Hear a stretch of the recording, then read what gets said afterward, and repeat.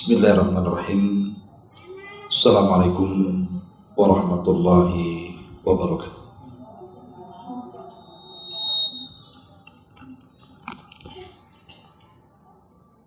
Alhamdulillah wassalatu wassalamu ala rasulillah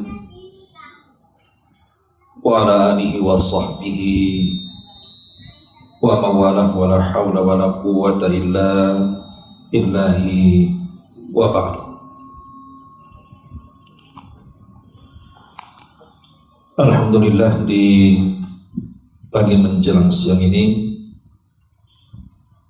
kita bisa melanjutkan kajian kita, masih membahas tafsir singkat dari surah Al-Baqarah, dan kita masuk pada ayat uhilla lakum lailatas siyami ar-rafathu ila nisaikum.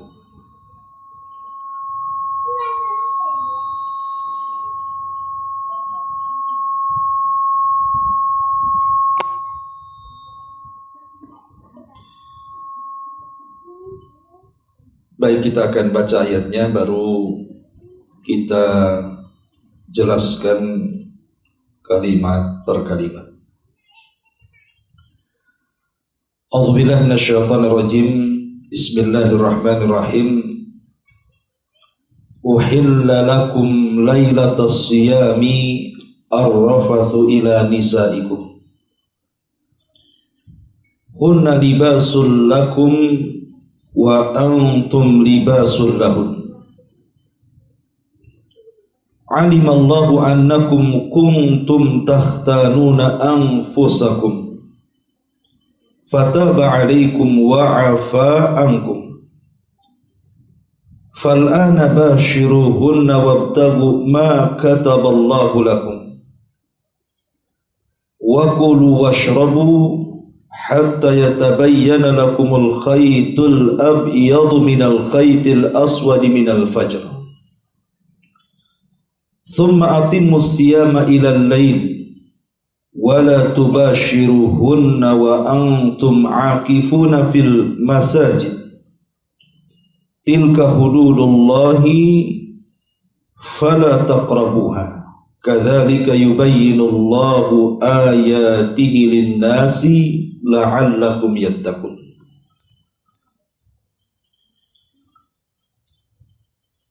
Telah dihalalkan kepada kalian pada malam puasa bercampur dengan istri kalian. Mereka adalah pakaian bagi kalian dan kalian adalah pakaian bagi mereka.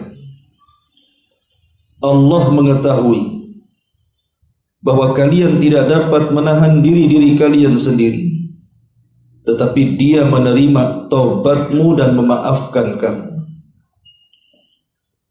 Maka sekarang silahkan campurilah mereka dan carilah apa yang telah ditetapkan Allah bagimu. Makan dan minumlah hingga jelas bagimu perbedaan antara benang putih dan benang hitam, yaitu terbit fajar. Kemudian sempurnakan puasamu sampai datang malam. Akan tetapi jangan campuri mereka ketika kalian dalam keadaan beriktikaf di dalam masjid. Itulah batasan-batasan Allah, maka janganlah kalian berusaha mendekatinya. Demikianlah Allah menerangkan ayat-ayatnya kepada manusia agar mereka menjadi manusia-manusia yang bertakwa. Ayat ini ada asbab nuzulnya. Asbab nuzul dari ayat ini adalah satu kisah di zaman para sahabat Nabi SAW. Ada seorang Ansar namanya Sirmah ibn Qais. Jadi ada sahabat Ansar namanya Sirmah ibn Qais. Dan kita tahu bahwa kebiasaan orang-orang Ansar itu kan mereka berada di kebun. Artinya pekerjaan mereka itu adalah berkebun. Berbeda dengan orang-orang Mekah yang mereka memang ahli dalam perniagaan. Sirmah ibn Qais ini ketika pulang dari pekerjaannya di kebun, tentu dia sudah lelah, lapar, haus karena sedang berpuasa. Sampai di rumahnya, datanglah waktu maghrib. Ketika datang waktu maghrib, rupanya di rumah tidak ada yang dimakan. Ya mungkin minum ada, tetapi makanan tidak ada. Sehingga kemudian Sirmah ibn Qais ini meminta kepada istrinya untuk mencari makanan karena sudah terlampau lapar. Dia dalam posisi puasa, kemudian bekerja cukup keras. Kemudian istrinya pun keluar mencari makanan, entah datang ke tetangganya atau mencari kemana, yang jelas mencari makanan untuk suaminya. Ketika istrinya sedang mencari makanan untuk dimakan, rupanya Sirmah ibn Qais ini karena saking lelah, letih dan lapar, tertidurlah dia. Kemudian setelah istrinya berusaha mencari makanan, datang dengan makanan. Ketika melihat suaminya tertidur, maka istri mengatakan, celaka engkau, kenapa engkau tidur? Maka makanan ini sia-sia saja ku cari. Karena kita tahu bahwa di awal puasa kaum muslimin itu sama dengan puasa ahli kitab. Bagaimana puasa ahli kitab? Puasa ahli kitab di zaman permulaan Nabi SAW disyariatkan puasa di kota Madinah. Jadi orang ahli kitab ini punya aturan dalam berpuasa. Siapapun yang tidur setelah maghrib, maka kalaupun dia bangun pada jam berapapun setelah maghrib itu, entah bangunnya setelah isya, entah bangunnya tengah malam, yang jelas dia tidur setelah maghrib, maka saat dia terbangun, maka dia tidak boleh makan dan minum sampai besoknya lagi berpuasa, sampai kemudian matahari terbenam baru boleh dia berbuka. Jadi larangan tidak boleh tidur selepas maghrib. Adapun yang tidak tidur selepas maghrib, maka boleh dia makan, dia minum sampai di waktu fajar. Tapi kalau sampai tidur setelah maghrib, kemudian dia terbangun walaupun hanya sejam, 2 jam, bahkan setengah jam sekalipun, maka setelah terbangun dia harus berpuasa. Itulah yang terjadi kepada Sirmah ibn Qais. Dia tertidur, kemudian terbangun. Maka istrinya mengatakan, celaka, sia-sia aku mencari makanan, karena sudah tidak boleh makan, sudah harus dilanjut puasanya. Maka terpaksalah Sirmah ibn Qais pun kemudian menahan lapar dan dahaga sampai keesokan hari dia pun berpuasa. Berarti dia berpuasa 2 hari itu. Karena lelah letih, apalagi belum makan sesuatu dari kemarin gitu ya, maka puasa hari itu tidak tahan bagi Sirmah, sehingga ketika di siang hari Sirmah pun pingsan karena menahan lapar dahaga, pingsanlah akhirnya. Tentang kisah Sirmah ibn Qais yang pingsan ini karena menahan lapar dan dahaga sampai kepada Nabi SAW. Maka dari situlah kemudian Allah Subhanahu wa taala turunkan ayat ini. Allah katakan, uhilla lakum lailatas siyam arrafathu ila nisaikum. Dihalalkan bagi kalian pada malam berpuasa bercampur dengan istri-istri kalian. Artinya bercampur saja boleh, apalagi makan, apalagi minum, terserah. Walaupun seseorang itu tertidur setelah maghrib, Maka dari sinilah terbedakan antara puasa kita dengan puasa ahli kitab. Sebagaimana Nabi mengatakan, farqu ma baina siyamina wa siyami ahlil kitab akalatas sahur. Perbedaan kita dengan ahli kitab itu dimakan sahur. Maka seseorang walaupun habis tidur ba'da maghrib, tidak ada masalah, dia masih ada kesempatan untuk makan sahur. Tidak perlu puasa lagi. Terbedakan di sini antara puasa kita dengan ahli kitab dalam riwayat Amr ibn As tadi. Ma'asyiral muslimat yang dimuliakan Allah Subhanahu wa taala. Di sini Allah Subhanahu wa taala mengatakan, "Uhilla lakum lailatas siyami ar-rafathu ila nisaikum." Dihalalkan bagi kalian pada malam puasa untuk ar-rafath. Sebagian para ulama tafsir mengatakan rafath di sini artinya al-jima', melakukan hubungan suami istri, ataupun mengucapkan perkara-perkara rahasia yang tidak boleh diucapkan kepada orang karena terlampau malu kalau diucapkan, maka kepada suami boleh. Seperti rayuan-rayuan ketika muqaddimah untuk melakukan hubungan, maka boleh diucapkan kepada pasangan suami istri. Itu makna ar-rafath. Kenapa dibolehkan di sini?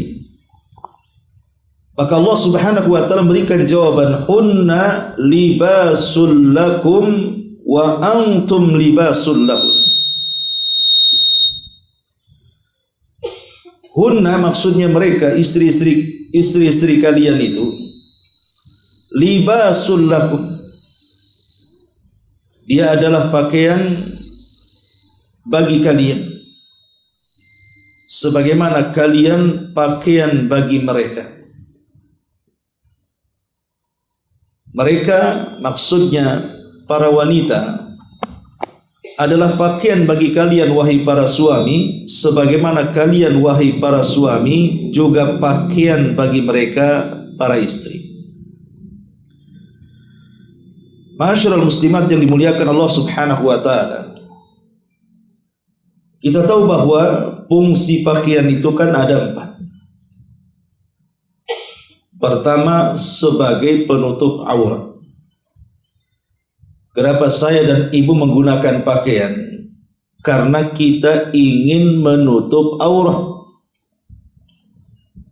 Maka dari sini kita pahami bahwa baik dia istri ataupun dia suami, maka sudah seharusnya saling menutup aurat keduanya.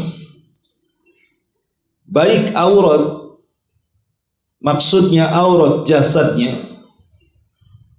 Tidak boleh suami memberikan pakaian yang menampakkan aurat kepada istri atau sebaliknya. Atau yang dimaksud di sini aurat ma'nawi, mungkin kekurangan masing-masing. Suami punya kekurangan, istri juga punya kekurangan, maka wajib suami menutupi kekurangan istri dan istri pun menutup kekurangan suami. Kita tahu bahwa masing-masing manusia itu punya aib, tidak mungkin tidak punya aib. Manusia itu pasti punya aib. Pasangan rumah tangga itu pasti punya aib. Karena Allah Subhanahu wa taala menjelaskan bahwa istri adalah pakaian bagi suami ataupun sebaliknya, maka sudah selayaknya masing-masing pasangan menutup aib masing-masing. Tidak boleh suami kemudian membongkar aib istrinya ataupun sebaliknya. Terutama ketika ada masalah, biasanya kan, ada masalah yang mengarah kepada perceraian. Walaupun mengarah ke perceraian, ya namanya belum bercerai kan masih suami istri. Tetapi terkadang karena marahnya baik suami ataupun istri, karena perilaku masing-masing keduanya, itu terkadang dengan mudah mengumbar aib ke kawan-kawannya, ke keluarganya, perlakuan pasangannya. Lah ini tidak menjadikan suami sebagai pakaian ataupun istri sebagai pakaian, karena sesungguhnya Allah mempermisalkan pakaian itu karena dalam rangka menutup aurat. Makanya kenapa di antara dosa besar itu ketika suami istri menyebarkan rahasia yang harus mereka rahasiakan, terutama dalam perkara ranjang umpamanya, ceritakan kepada orang. Karena Nabi mengatakan manusia yang menceritakan rahasia yang harus dirahasiakan itu termasuk dosa besar. Seorang suami menceritakan rahasia ranjangnya kepada orang ataupun sebaliknya, maka Rasul mengatakan mereka adalah seburuk-buruk manusia kedudukannya di sisi Allah Subhanahu wa taala.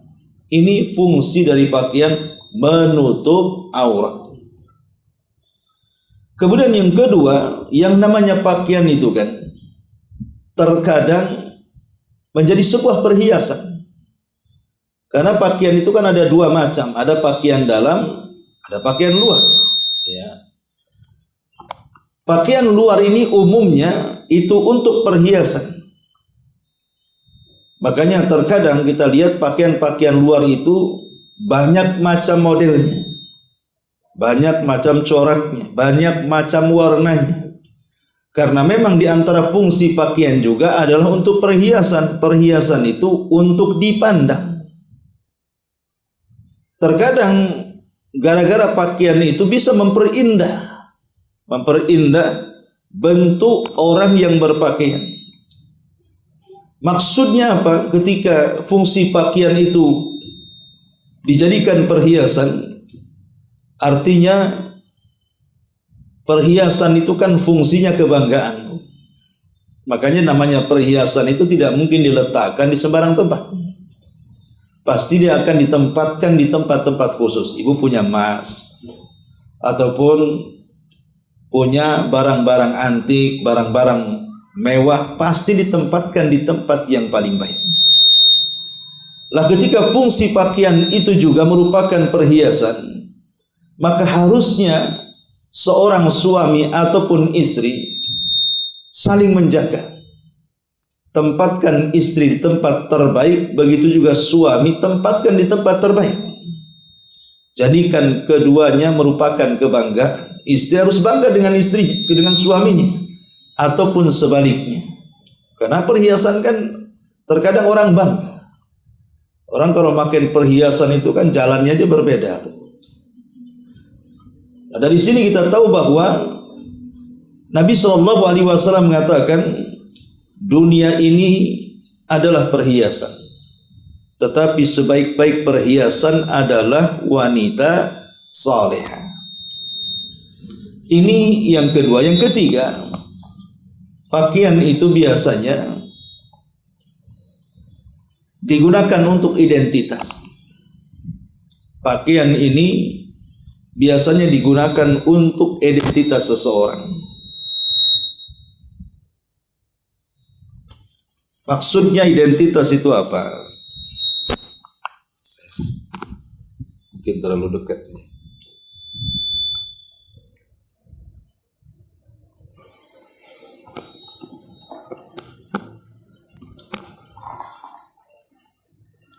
Iya.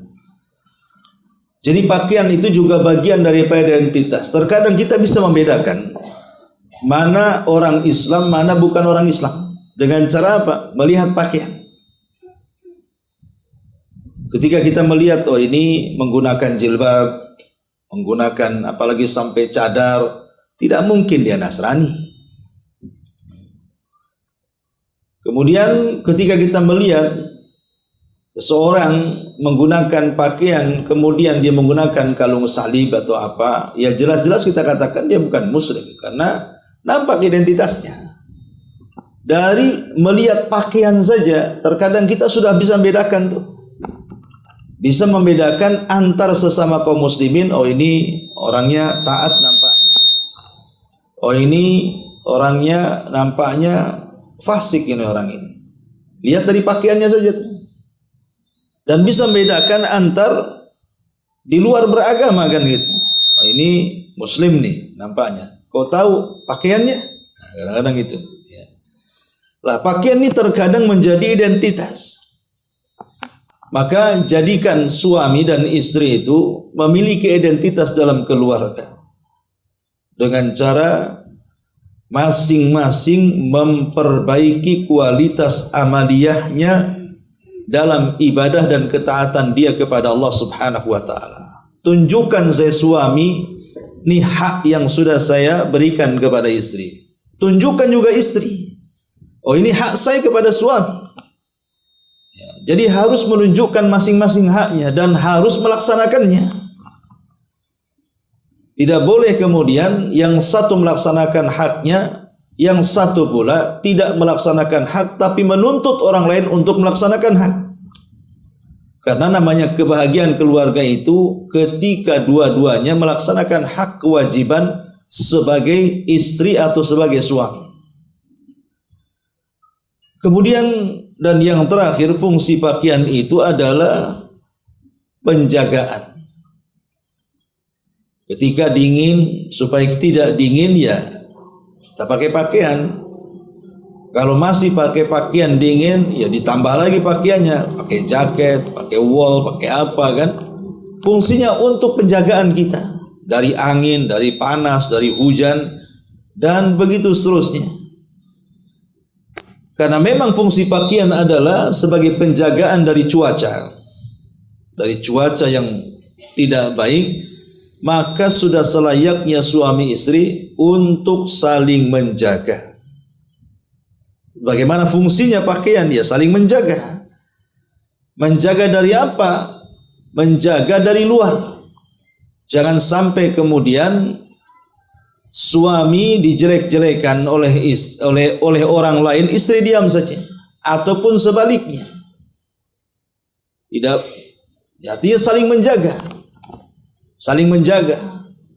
Ketika mungkin istri dibuli oleh orang lain, disakiti orang lain, ya suami harus tampil, berusaha menjaga istri, ataupun sebaliknya, atau boleh mungkin salah satunya terjerumus kepada kemaksiatan, entah istri masuk kepada kemaksiatan atau suami masuk kepada kemaksiatan, ya harus saling menjaga dengan cara mengingatkan, menasihati dan begitu seterusnya. Karena memang fungsi daripada pakaian sendiri adalah penjagaan. Itulah yang dikatakan oleh Allah Subhanahu wa taala, hunna libasul lakum wa antum libasul lahun. Mereka para istri itu pakaian bagi kalian wahai laki-laki, dan kalian wahai laki-laki pakaian bagi mereka para istri. Kemudian Allah Subhanahu wa taala mengatakan, alimallahu annakum kuntum takhtanuna anfusakum. Kata Allah Subhanahu wa taala, Allah mengetahui bahwa kalian tidak dapat menahan diri kalian sendiri. Kenapa mereka tidak bisa menahan? Karena syahwat. Perkara syahwat itu seseorang terkadang tidak bisa menahan. Karena di antara faedah besar kenapa laki-laki menikahi perempuan dan sebaliknya, ini perkara syahwat. Kalau tidak menikah bisa berzina. Makanya Allah Subhanahu wa taala memberikan kasih sayangnya kepada kita dan rahmatnya dengan mengatakan al-an, sekarang alimallahu, Allah Subhanahu wa taala mengetahui annakum kuntum takhtanuna anfusakum, kalian tidak bisa menahan diri, kan ini perkara syahwat. Makanya kemudian Allah Subhanahu wa taala katakan fataba alaikum wa afa ankum. Yang kalian lakukan, Allah telah menerima tobat kalian dan memaafkan kalian. Karena ada sebagian para sahabat yang mereka ketika di permulaan puasa itu mereka berhubungan dengan istri-istri mereka, padahal mereka tahu bahwa kalau seseorang tertidur selepas maghrib, maka terbangun 1 jam setelahnya, maka tidak boleh setelahnya melakukan apapun. entah bercampur suami istri, entah makan, entah minum, itu di permulaan syariat puasa kan seperti itu. Tapi para sahabat juga manusia, Bu. Ada juga yang nyuri-nyuri mereka berhubungan dengan istrinya. Seperti yang dilakukan Umar bin Khattab radhiyallahu an. Dia pernah satu hari juga karena tidak tahan menahan syahwatnya, dia berhubungan. Lah karena kemudian Allah Subhanahu wa taala tahu bahwa manusia tidak bisa menahan syahwatnya. Dari situlah Allah Subhanahu wa taala mengizinkan dan memansuh tentang tidur setelah maghrib. Maka kalaupun kalian tidur ataupun tidak tidur sama saja. Selama di malam hari boleh makan, boleh minum, boleh mencampuri. Adapun yang sudah kalian lakukan yang sembunyi-sembunyi, melakukan hubungan suami istri, Allah maafkan. Bahkan Allah Subhanahu wa taala katakan fal ana bashiruhunna. Bahkan Allah yang menganjurkan. Di waktu ini kalian boleh, silakan kalian menggauli istri-istri kalian.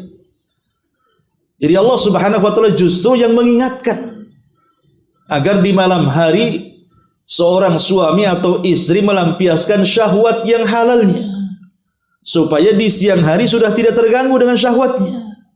Allah ingatkan malah. Bahkan Nabi SAW mengatakan wa fi bud'i ahadikum sedekah. Ingat ketika seorang suami dan istri melakukan hubungan itu bernilai sedekah, ada pahalanya. Jadi Allah dan Rasulnya justru mengingatkan, kan ini perkara syahwat. Terkadang seseorang tidak bisa menahan, akhirnya jatuh kepada zina. Tetapi yang namanya hubungan suami istri bukan hanya semata-mata melampiaskan syahwat saja kata Allah. Tapi ada di balik itu yang lebih besar. Apa itu? Wabtagu ma kataballahu lakum. Wabtagu ma kataballahu lakum kata Allah. Tetapi setelah kalian mencampuri istri-istri kalian, wabtagu carilah oleh kalian ma kataballahu lakum, apa yang telah Allah catat kepada kalian, apa yang Allah telah tetapkan bagi kalian. Maksudnya tujuan nikah itu apa? Untuk melahirkan banyak anak, untuk melahirkan turunan-turunan yang soleh dan soleha, untuk menyenangkan satu dengan yang lainnya, karena itu pahalanya di situ. Jadi melampiaskan syahwat suami istri dengan melakukan hubungan itu bukan hanya semata-mata melampiaskan syahwat, tetapi di balik itu adalah lillah, karena Allah. Jadi berhubungan kita bani suami istri itu bukan sekedar melampiaskan syahwat, tetapi ada niat di balik berhubungan itu karena Allah Subhanahu wa taala, mencari keridhaan Allah, mencari tujuan kenapa Allah Subhanahu wa taala mensyariatkan nikah ini.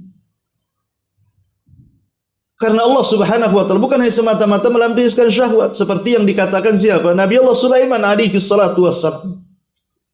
Satu malam dia bersumpah karena dia akan memiliki 100 istri. Syariat orang dulu biasa ta'adud sampai 100. Sulaiman satu hari dia bersumpah, bernazar, saya akan menggauli dalam satu malam ini 100 istri saya. Dan saya ingin semua istri saya hamil, kemudian melahirkan 100 pejuang yang mampu untuk berperang di jalan Allah Subhanahu wa taala. Lihat, Nabi Sulaiman bukan hanya sekedar menggauli istrinya, tetapi lebih daripada itu dia memiliki niat supaya bayi-bayi yang dikandung pada 100 istrinya melahirkan 100 anak yang kelak akan menjadi para mujahidin fi sabilillah. Istimbatnya di sini bahwa melampiaskan syahwat bukan semata-mata syahwat, tapi di balik itu harus diniatkan karena Allah Subhanahu wa taala. Tetapi Nabi Sulaiman kesalahannya adalah dia tidak mengucapkan kalimat insya Allah. Harusnya dia mengucapkan kalimat itu. Harusnya Sulaiman mengatakan, malam ini saya akan berkeliling kepada 100 istri saya. Dan insya Allah kalau istri saya mengandung dan melahirkan 100 anak dari 100 istri, maka aku jadikan mereka sebagai para pejuang, para mujahidin di jalan Allah. Sulaiman lupa mengucapkan insyaallah, sehingga karena kalimat itu tidak diucapkan, Allah tidak kabulkan. Karena hamil dan tidaknya itu kan kehendak Allah, bukan kita yang berkehendak. Allah yang berkehendak. Lah ketika kemudian Nabi Sulaiman tidak menyandarkan kepada kehendak Allah, tidak ada satupun istrinya yang hamil kecuali satu. Ketika yang satu ini melahirkan, separuh manusia dan separuh bukan, cacat anaknya. Jadi anaknya tidak punya tangan, tidak punya kaki, ya. Itu yang jadi satu. Separuh manusia, separuh bukan.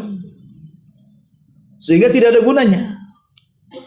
Lah itu makanya ibu kalau melakukan sesuatu, jangan lupakan kalimat insyaallah. Bisa saja sesuatu yang sudah kita rencanakan 100% dengan keyakinan akan terjadi, tapi kalau Allah tidak berkehendak, dipastikan tidak mungkin terjadi. Karena kalau Allah sudah berkehendak, kita yang berkehendak tidak mungkin terjadi. Tapi kalau kita tidak berkehendak, Allah yang berkehendak, dipastikan terjadi. Maka segala sesuatu harus dikaitkan dengan masyiah, dengan kehendak Allah Subhanahu wa ta'ala. Tapi syahidnya adalah Nabi Sulaiman menghendaki turunannya untuk para mujahidin, dijadikan para kadar mujahidin yang akan berperang di jalan Allah Subhanahu wa ta'ala. Maka niatkan hubungan suami istri bukan hanya melepaskan syahwat, tapi lebih daripada itu ada niat lillah karena Allah Subhanahu wa ta'ala. Karena terkadang melakukan perkara mubah, terkadang seseorang melakukan perkara mubah ini bukan hanya sekedar hubungan suami istri. Kadang-kadang seseorang menolong itu ingin ada manfaat dalam pertolongannya kan. Umpamanya ibu mogok mobilnya atau mogok motornya.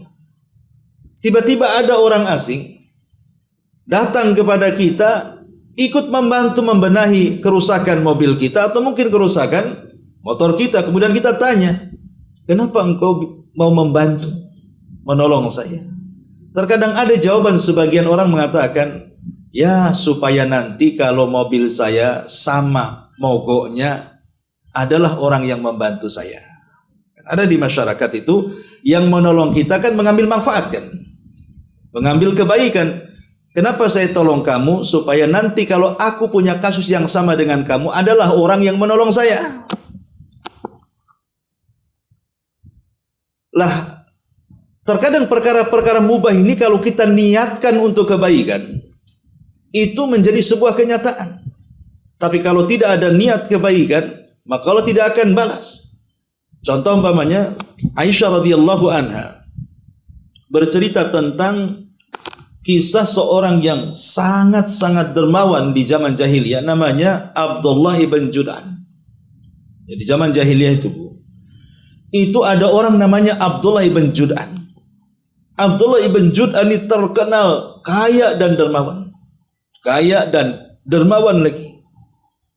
Kalau datang musim haji, maka ribuan jemaah haji itu dia kasih makan dan kasih minum. Saking dermawannya Abdullah bin Jud'an ini.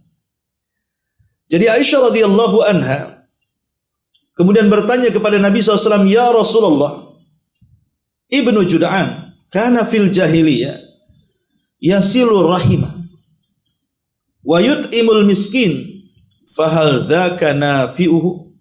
Rasul, Abdullah bin Jud'an ma'rufkan dia suka menyambung silaturahim dan dia cinta dengan fakir miskin.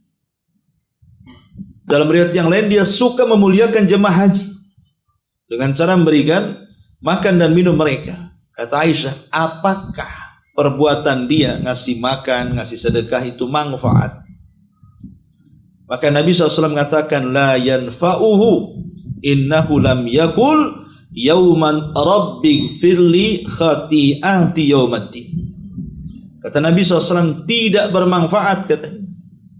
Dia tidak pernah berdoa kepada Allah, ya Allah ampunilah dosa-dosaku pada hari kiamat. Jadi Rasul mengatakan walaupun dia berbuat baik sekalipun, dia tidak akan bermanfaat bagi dia di akhirat, karena dia tidak pernah mengatakan, ya Allah ampuni dosaku. Lalu apa yang dia inginkan dengan berbuat baik itu? Kalau begitu, kalau dia tidak ingin balasan akhirat, dia hanya ingin balasan dunia saja, supaya dibicarakan orang, supaya dipuji orang, dan Allah berikan. Makanya Abdullah ibn Jud'an tetap dipuji-puji di zaman jahiliyah, sampai ketika datang Islam. Urusan dunia Allah bisa balas walaupun dia kafir sekalipun. Seperti yang terjadi kepada Hatim At-Tai juga sama. Orang yang paling dermawan di zaman jahiliyah. Ketika ditanya apakah Hatim At-Tai dengan kebaikannya masuk surga? Tidak, kata Rasul. Bahkan dia masuk neraka. Tapi kebaikan dia sudah dibalas di dunia. Ketika keinginan dia ketika berbuat baik karena sum'ah ingin didengar orang, Allah kabulkan di dunia. Dia pun dibicarakan kebaikannya oleh orang. Dari sini kita tahu bahwa setiap kebaikan itu pasti akan ada balasan. Walaupun itu orang kafir, ya, tentu orang kafir balasannya hanya di dunia saja. Kalau orang kafir sedekah, Allah akan balas di dunia. Tapi tidak sampai ke akhirat. Tapi kalau orang Islam itu kan bukan hanya sekedar dunia saja balasannya, tapi sampai ke akhirat.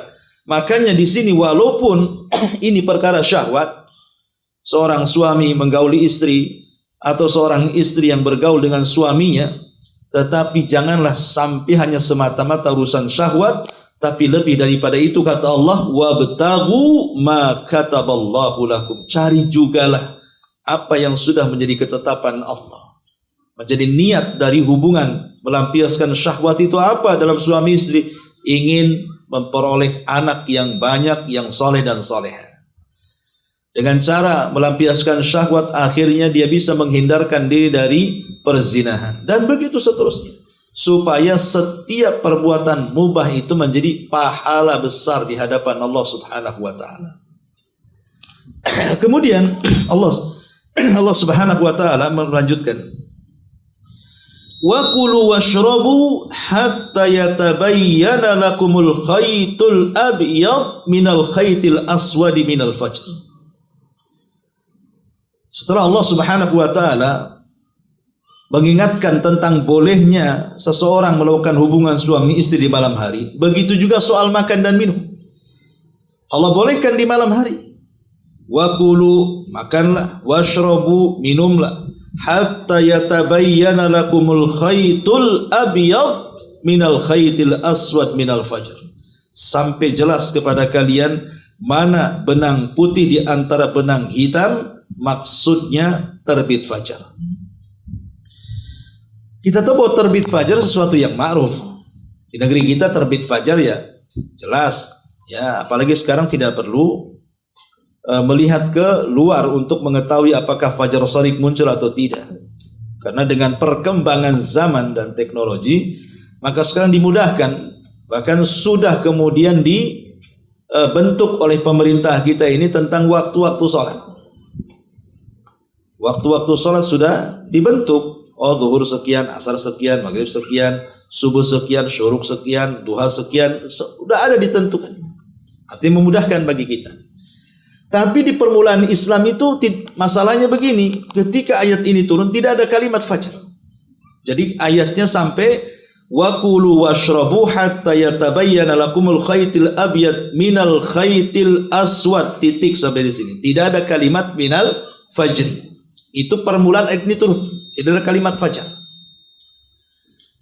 Lah sehingga kemudian membingungkan sebagian para sahabat. Apa maksudnya? Sampai-sampai Abdullah ibn Amr ibn As radhiyallahu anhu saking memahami ayat ini secara letterlek, zahirnya dia pun setiap malam kalau dia sahur dia letakkan tuh benang hitam dan benang putih, kemudian sambil makan ditongkrongi itu. Makan, minum, sahur itu ditongkrongi. Di zaman itu kan tidak ada lilin, tidak ada penerangan, Bu ya. Gelap-gelap makannya. Kemudian diletakkan benang hitam dan benang putih. Kata Allah, kalau nampak antara benang hitam dengan putih berarti sahur. Diletakkan benang hitam dan dengan putih sambil makan. Ya, ditongkrongi saja. Ini belum nampak, makan, minum, makan, minum. Sampai betul-betul tampak, baru berhenti makan. Maka sampai kemudian berita ini kepada Rasul dan mengatakan, wahai Abdullah ibn Amr, bukan begitu caranya pemahaman ayat ini. Maksudnya sampai tampak benang putih di antara benang hitam itu maksudnya adalah terbentangnya waktu fajar. Terbentangnya waktu fajar. Kalau seandainya terbentangnya waktu fajar, berarti bukan meletakkan benang hitam atau benang putih supaya tampak keduanya, tapi maksudnya ini kinayah. Boleh makan, boleh minum sampai terbit fajar. Maka kemudian ada tambahan, turun lagi ayat minal fajri. Ada tambahan minal fajr supaya jelas maksudnya yang dimaksud benang hitam dan benang putih itu. Sehingga Allah Subhanahu wa taala menambah kalimat minal fajri hatta yatabayyana lakumul khaytul abyadu wa minal khaytil aswadi minal fajri. Masyarul muslimat yang dimuliakan Allah Subhanahu wa taala, Allah mengatakan tsumma atimmus siyama ilal laili. Setelah terbit fajar, sempurnakan puasamu sampai malam. Maksudnya sampai malam di sini sampai terbenamnya matahari, sampai waktu maghrib. Maka kita tidak boleh kemudian makan, tidak boleh minum, tidak boleh melakukan hubungan. Tapi kalau di malam hari tidak ada masalah. Kemudian Allah mengatakan wala tubashiruhunna wa antum akifuna fil masajid. Jangan kalian menggauli mereka walaupun di malam hari, ketika kalian melakukan i'tikaf di dalam masjid. Artinya, perintah yang pertama, bahwa seseorang itu boleh melampiaskan syahwatnya suami istri di malam hari, tetapi khusus bagi orang yang i'tikaf tetap tidak boleh. Jadi kalau tidak i'tikaf, ya nggak masalah kalian bercampur di rumah-rumah kalian. Tapi kalau i'tikaf itu artinya luzumul masjid taqarruban ilallah. Ada niat ingin berdiam diri di masjid dalam rangka mendekatkan diri kepada Allah Subhanahu wa taala. Ketika kita masuk i'tikaf, walaupun di malam hari tetap tidak boleh menggauli suami istri. Kalau sampai menggauli suami istri, maka i'tikafnya batal. Sebagian para ulama kemudian membicarakan soal bagaimana kalau seandainya hanya mencium saja. Umpamanya suaminya i'tikaf, istrinya datang dari rumah ngantar makan, ngantar minum, menziarahi suaminya saja. Sebelum kemudian pamitan, cipika-cipiki dulu umpamanya kan. Suami cium dulu, habis itu istrinya pergi. Apakah batal hanya sekedar mencium? Kalau melakukan hubungan kan jelas. Umpamanya suami istri i'tikaf bareng di masjid. Atau tidak bareng, mungkin istrinya menziarahi suaminya ke masjid, kemudian melakukan hubungan suami istri di masjid. Ijma' kesepakatan para ulama batal i'tikafnya. Lalu bagaimana kalau hanya sekedar mencium saja? Umpamanya suami kebelet kencing, kebelet berak umpamanya kan boleh keluar dari masjid kalau untuk buang hajat. Lari dia ke rumahnya. Setelah dia buang hajat ingin balik ke masjid, rupanya pamitan sama istrinya sambil mencium, kemudian baru ke masjid. Apakah batal i'tikafnya? Jumhurul ulama, mayoritas para ulama mengatakan batal i'tikafnya, walaupun hanya sekedar mencium. Mayoritas ulama mengatakan batal puasanya, batal i'tikafnya. Ya, sehingga harus betul-betul seseorang menjauhi baik jima atau muqaddimah mengarah kepada jima suami istri. Kemudian Allah mengatakan wa antum akifuna fil masajid. Sementara kalian sedang beriktikaf di masjid-masjid. Menjadi polemik para ulama ketika hukum iktikaf di semua masjid. Karena ada hadis Nabi SAW, atau dikarenakan ada hadis Nabi SAW, la i'tikafa illa fi masajidi thalatha. Tidak ada i'tikaf kecuali di 3 masjid saja. Syekh Albani rahimahullahu ta'ala dan muridnya Syekh Ali Hasan Al-Halabi sampai mengarang sebuah kitab tidak ada i'tikaf kecuali di 3 masjid.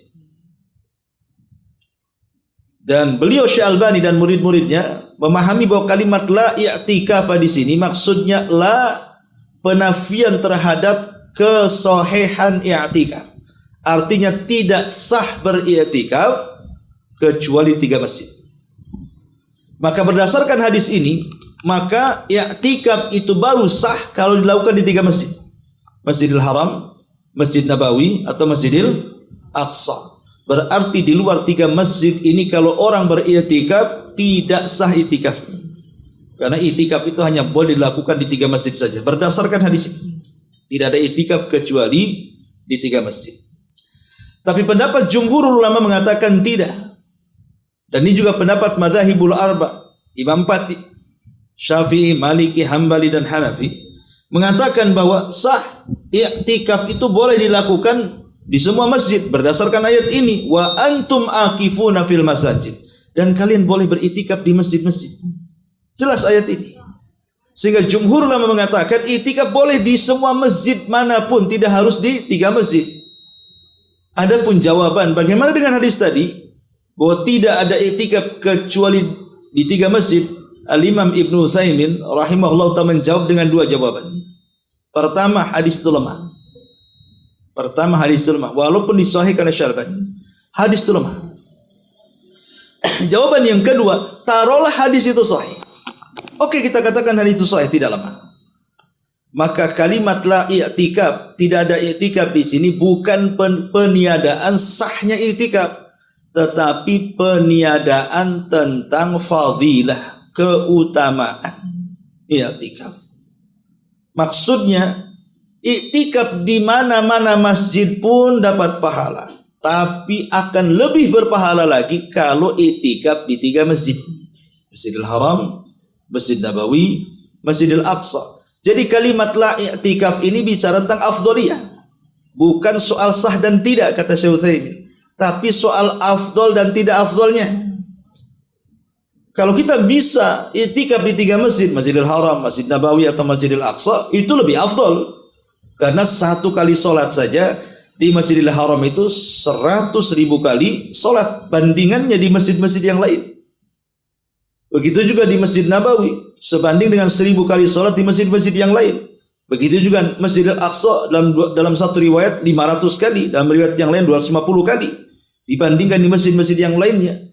Jadi dari segi pahala saja kita sudah tahu memang kalau i'tikaf di 3 masjid lebih afdal. Makanya Rasul mengatakan la i'tikafa illa fi masajidits tsalas, maksudnya dibawa kepada afdaliyah bukan kepada sah dan tidaknya. Dan ini pendapat yang kuat wallahu a'lam.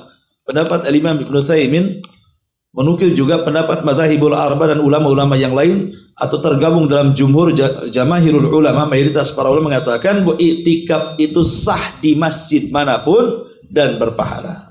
Wa antum akifuna fil masajid. Kemudian Allah mengatakan tilka hududullah fala taqrabuha. Itulah batasan-batasan Allah, jangan kalian dekat. Di dalam Al-Qur'an itu kan ada 2 kata. Pertama ayat ini tilka hududullah fala taqrabuha. Tapi di ayat yang lain tilka hududullah fala ta'taduha. Apa bedanya? Tilka hududullah fala taqrabuha. Tilka hududullah fala ta'taduha. Itulah batasan-batasan Allah, jangan kau dekati. Itulah batasan-batasan Allah, jangan kalian melampaui batas. Ingat, batasan Allah itu kan 2. Pertama melaksanakan yang wajib, yang kedua menjauhi yang haram. Itulah batasan yang Allah sudah tetapkan kepada kita. Jangan tinggalkan wajib, tinggalkan yang haram. Ketika Allah Subhanahu wa taala bicara tentang keharaman, maka Allah mengatakan fala taqrabuha. Seperti di sini. Seseorang melakukan keharaman di mana orang yang beriktikaf itu tidak boleh melakukan hubungan suami istri, kan itu haram hukumnya, bahkan membatalkan iktikafnya kan. Maka kalau seseorang kemudian sedang iktikaf dan menggauli istrinya, berarti dia telah merobek batasan-batasan Allah. Lah batasan-batasan Allah yang haram, maka jangan kalian dekati. Adapun ayat yang lain, tilka hududullah fala ta'taduha. Itulah batasan-batasan Allah. Maksudnya kewajiban, maka jangan melampaui batas. Artinya jangan sampai kalian tinggalkan. Nah, tapi karena di sini bicara tentang keharaman, makanya ayatnya fala taqrabuha. Jangan dekati yang haram itu. Tapi di ayat yang lain ketika bicara soal kewajiban, maka Allah mengatakan fala tataduha, artinya jangan kalian tinggalkan.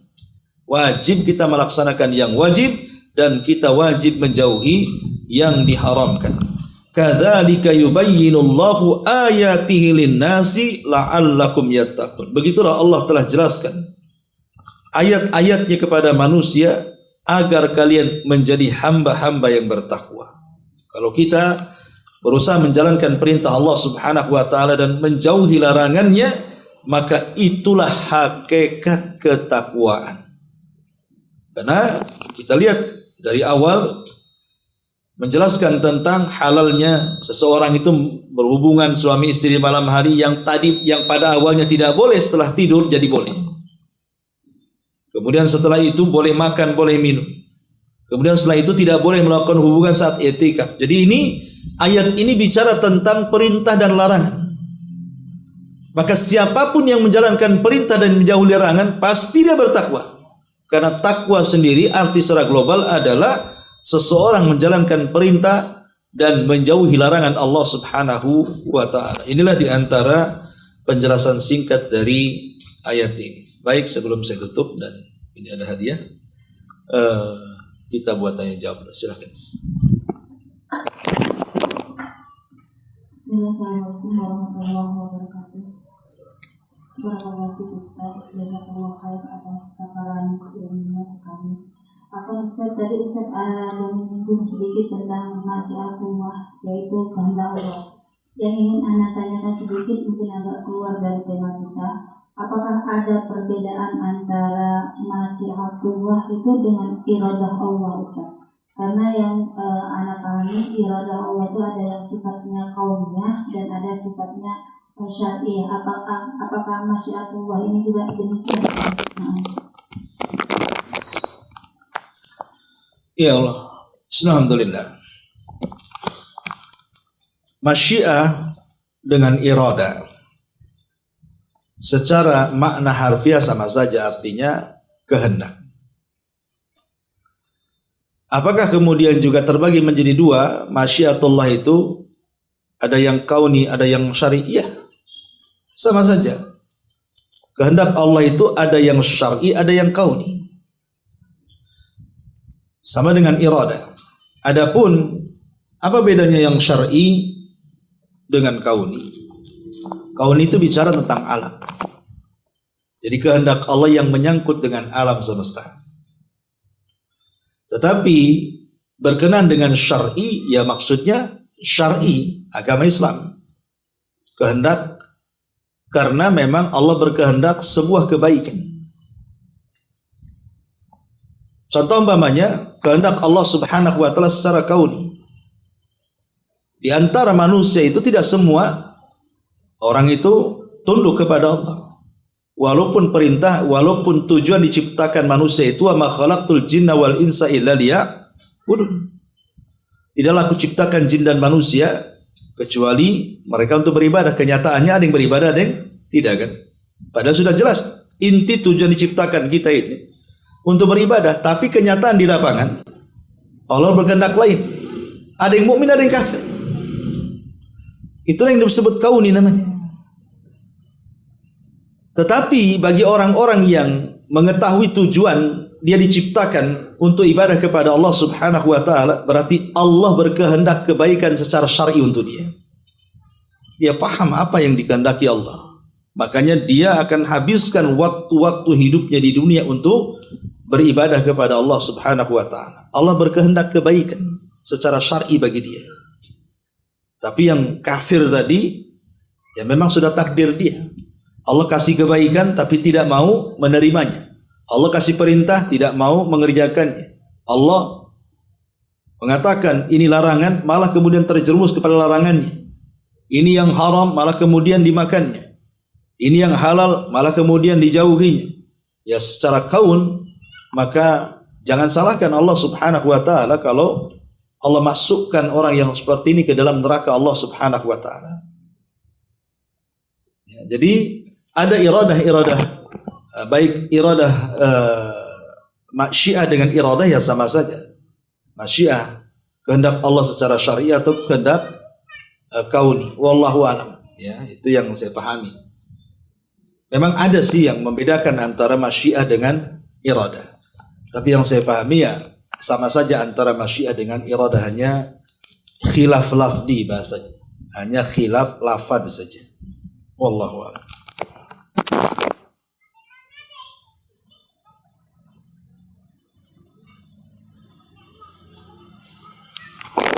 Kita buat tanya jawab. Baik, ini ada 3 hadiah bagi yang bisa menjawab.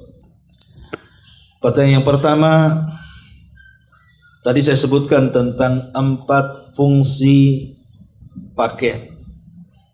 Sebutkan apa saja. Dapat kitab Umar bin Khattab. Iya. Iya. Ahsanti, masyaallah. Barakallahu. Pertanyaan yang kedua, ayat yang kita bahas ini ada asbab nuzulnya. Siapa sahabat yang menjadikan asbab nuzul ayat ini?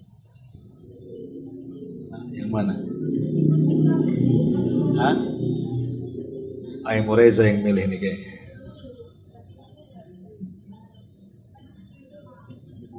Sana dulu. Tuh ujung sana.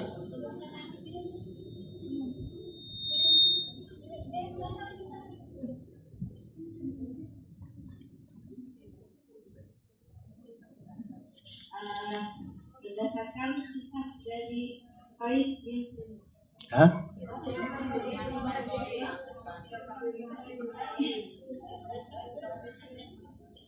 Nanti terbalik juga hadiahnya. Sirmah ibn Qais. Ahsanti, masyaallah. Jazakallah khairan. Tinggal 1. Ya. Pertanyaan yang ketiga. Apa makna wabtagu ma kataballahu lakum? Carilah yang telah menjadi ketetapan Allah bagi kalian.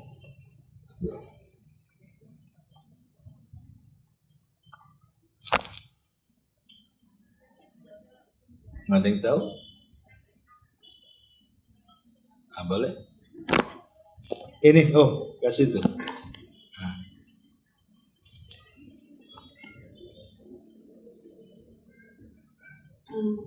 Jawabannya anak Ustaz. Iya. Jawabannya apa? Lahirnya seorang anak yang soleh. Maksudnya apa? Itu contohnya.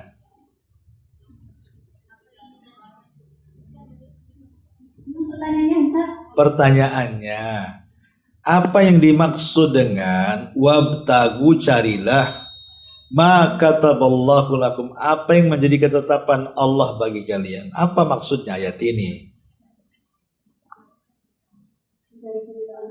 Ahsanti. Jadi bukan hanya sekedar seseorang itu melakukan perkara mubah, tetapi di balik perkara mubah itu lillah karena Allah. Cari keridhaan Allah Subhanahu wa taala supaya berpahala. Betul. Ahsanti. Baik, sampai di sini kita tutup majelis kita dengan doa kafaratul majelis. Subhanallah bihamdika asyhadu an la ilaha illa anta astaghfiruka wa atubu ilaik. Allahu taala alam. Assalamualaikum warahmatullahi wabarakatuh.